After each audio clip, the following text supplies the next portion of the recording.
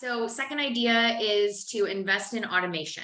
So this idea directly addresses the cost of labor increases that we're seeing, right, as part of this overall inflation.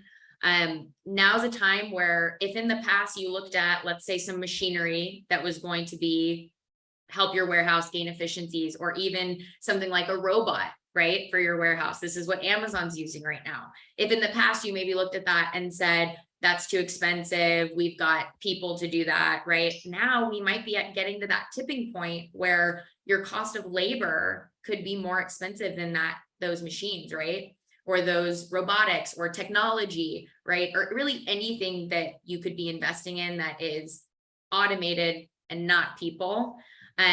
It's a good time to be looking at that cost benefit and seeing if that can save you some money. And it's also a really good place to spend cash if you have excess cash, right? Because what's happening in an inflationary environment is that our cash is just devalued every day that's sitting in the bank, right? So if you have that excess cash, it's a good time. You could spend it on that and then employ less, not have to worry as much about the labor increases and gain efficiencies. Yeah, this is another common one that I hear all the time is labor rates are going up and going up and going up. And to like sort of compound that problem, not just labor rates are going up, but the great resignation is still kind of has a hangover. Now, I think that's changing with unemployment ticking up, right? But I do believe what you're saying is spot on. And then at a point, we need to think that the crazy stuff that was science fiction 20 years ago might be our reality. I'm reading this great book right now called The Exponential Age. And in it, the author talks about how these technologies are developed by the Amazons, like you mentioned, of the world that are robotics. And we think, oh, we can't afford that. And 2 years ago, we might not have been able to afford it.